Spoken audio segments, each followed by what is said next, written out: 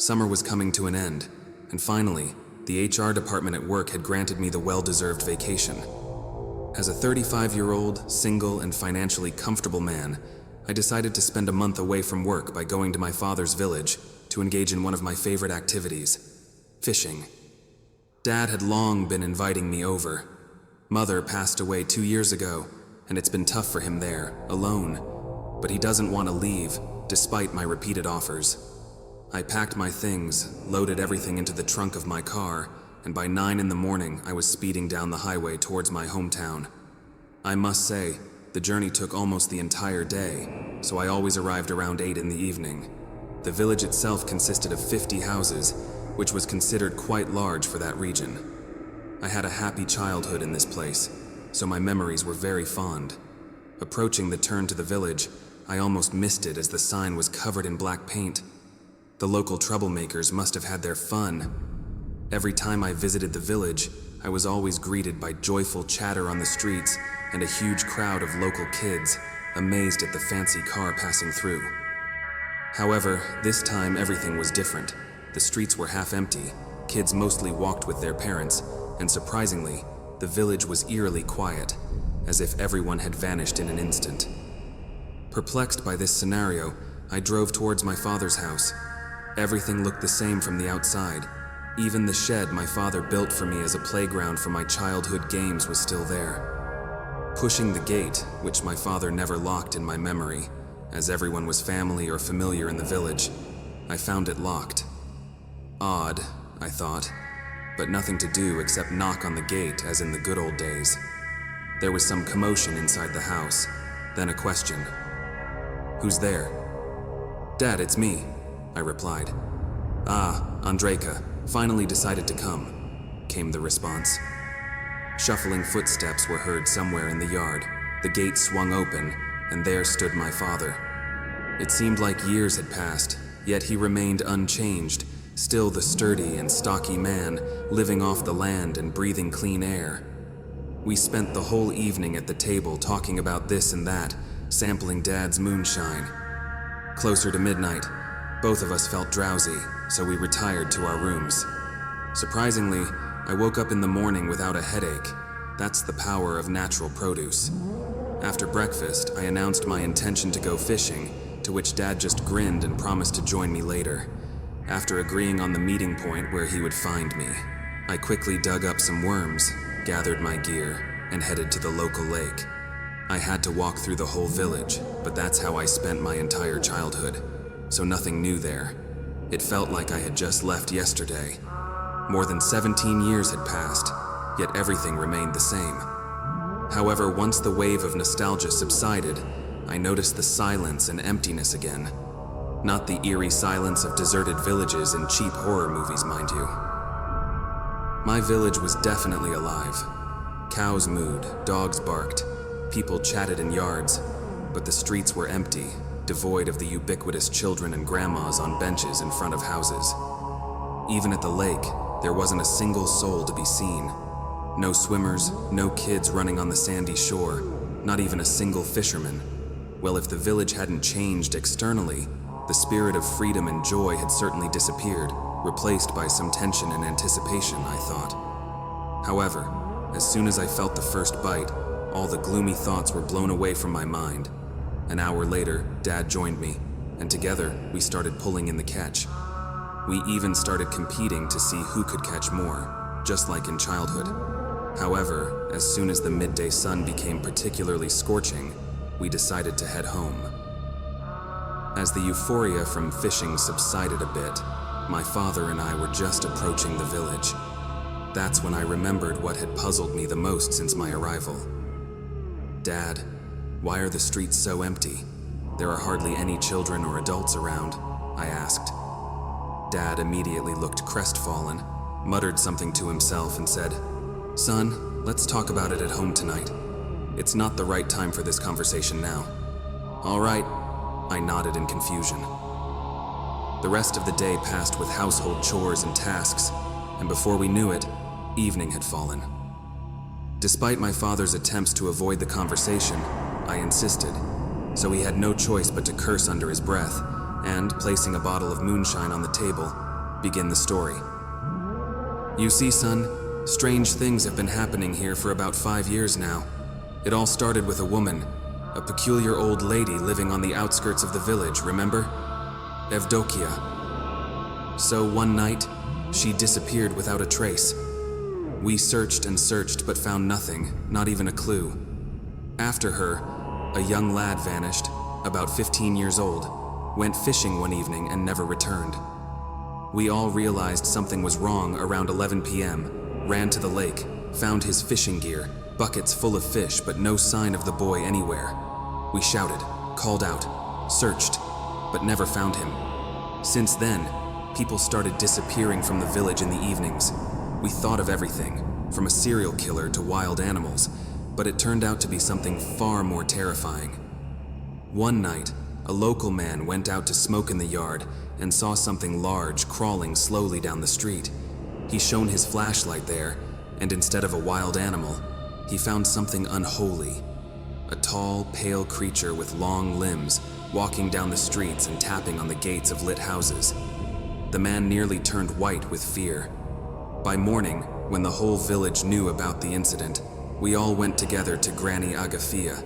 Remember the old woman living on the edge of the village? She's like our local healer, knows a bit about all things mystical. Agafia listened to us, shook her head and sighed. It seems we have a hobeer here. It's a large undead creature constantly thirsting for blood. It hunts mainly at twilight, and with dawn it returns to its grave, dragging the victim's body with it. Granny told us how to get rid of such a creature, but not everything. She said to come to her in the morning, she would look in the books overnight, find the dug-up grave, and tell us how to kill it in the morning. But when we came in the morning, Granny was gone and there were traces of large feet on the ground. Looks like the creature took her. Granny has been living alone since her husband died 2 years ago. By the time my father finished the story, I was sitting there filled with skepticism. It all sounded like utter nonsense to me. I don't know what prompted me at that moment, maybe curiosity or maybe the alcohol I'd consumed, but I felt compelled to go out for a walk at night. Not that I was looking for a dead man or anything, I just wanted to debunk this village legend for myself. My father was already fast asleep, and I, stepping outside the gate, began to wander through the nighttime village. The moon shone brightly and I didn't need a flashlight. After staggering for about half an hour, I still hadn't encountered any so-called undead, and happily returned home. And as I approached the turn to my street, I saw a silhouette ahead. Apparently another night owl like me, I thought to myself. However, the closer the silhouette approached, the less it resembled a human to me. I started to sober up slowly because whatever was approaching looked terrifyingly otherworldly. Due to the streetlights being spaced about 25 meters apart, the silhouette remained in shadow, but I could clearly tell it was definitely not human.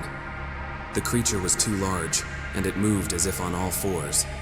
The alcohol-induced haze finally lifted from me when that thing emerged into the light. It stood about 20 meters away from me, but that was close enough for me to discern its main features. It resembled what my father had described, though it seemed he had understated the horror of this abomination.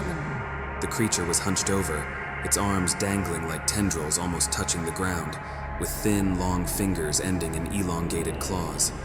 Its skin was covered in ulcers and necrotic patches, giving it a grayish-blue hue. I couldn't see its face or muzzle, if it had one, due to the long hair hanging from its head. All I could make out was its enormous mouth, filled with countless small, needle-like teeth. My first thought, of course, was that this was all some prank, but that thought evaporated as soon as I caught a whiff of the stench emanating from it. It smelled like rotting flesh mixed with blood, damp earth, and smoldering skin. Special effects like these wouldn't be arranged just for me. Unfortunately, I wasn't the only one who noticed this abomination. It noticed me too. The creature abruptly stopped and sniffed the air. Then, in a somewhat comical yet terrifying manner, it charged towards me at considerable speed. I don't know why, but at that moment, I didn't feel a wild terror. Adrenaline and a sense of danger drowned out everything else. I couldn't make it back home. The beast was getting closer and closer, so I did the only thing I could think of. I ran towards the old cattle sheds. It was narrow and cramped there. Perhaps this monstrosity with its size wouldn't be able to pursue me. I successfully looped around the cattle sheds for about 5 minutes until I tripped over some damned brick and smashed my head into a concrete block. I woke up outside, my head throbbing horribly, blood covering my face, and my leg aching terribly. Gradually, as I regained consciousness, I slightly opened my eyes and almost fainted again, this time from fear. The creature was dragging me by my leg, taking me somewhere off the beaten path. A sudden flash of pain in my head made me black out once more. Apparently, I'd hit my head on a rock. I had no strength to resist whatsoever. I finally came to my senses in the basement of some house near a dug-up grave. Peeking inside, I saw the creature itself, seemingly resting after its nightly hunt. Fortunately for me, the hatch was open, so I quietly headed towards the exit to freedom. The only source of light in the basement was a pipe leading outside for ventilation. But apparently, it wasn't meant for me to escape without incident. Just as I reached the staircase, I heard a crunch under my foot, and picking up the strange sound, I was horrified. It was a human bone. Upon closer inspection, I realized that the entire floor was littered with bones, and in the far corner lay the mummified body of some woman. I couldn't see anything else, nor did I want to. But apparently the owner of this dwelling also heard the bone crunching, and something was stirring in their grave. There was no time to waste. The creature was beginning to emerge. I shot up the stairs like a bullet, but the creature was surprisingly agile. As soon as I moved away from the hatch, 2 long clawed paws appeared, scraping around the opening. Then an angry roar echoed, and without waiting for the continuation of this horror, I ran forward again. I was almost at the exit when the creature caught up to me and tackled me to the ground, grabbing onto my arm and violently shaking its head from side to side, causing my hand to simply detach from my body. I screamed in agony. I thrashed in agony, and by some miracle I managed to hit the door. The door swung open, and bright sunlight flooded into the room. The creature hissed, roared, and leaped somewhere deeper into the house. Exhausted from pain and horror, I crawled out of the house and, strangely enough, lost consciousness. When I came to, I was already in the hospital, covered in bandages and stitches, with my father sitting next to me. I had never seen him cry, but now, before me was not the sturdy and tough man I had known all my life, but an elderly man who seemed to have aged 10 years overnight. Long rehabilitation, treatment, and a lifetime of disability. That's what I got for my skepticism. But the biggest trauma remained in my soul because my world turned upside down in an instant. All my life I believed that there were no monsters and that all those were silly stories told just to scare gullible fools. But now I was personally involved in one of those horror stories. As my father recounted, he began to worry when he didn't find me at home in the morning and went to look for me, expecting me to be out doing something adventurous. He searched the whole village until he reached the outskirts, where he found me lying just 3 meters from the house, bleeding. I was taken to the hospital, and after searching the house and discovering what was in the basement, a tanker truck with diesel fuel was brought in immediately. The basement was filled in and sealed shut. The mummified body was identified as the homeowner, the very same old lady Agafia, and the coffin belonged to her deceased husband. Apparently, the old lady couldn't come to terms with her loss, attempted some kind of witchcraft, but failed miserably and paid the price herself. She wanted the villagers to correct her mistake, but the undead creature was quicker. The house was doused in fuel and set ablaze, and concrete slabs were laid where the entrance to the basement had been, thus permanently sealing that monster in its grave.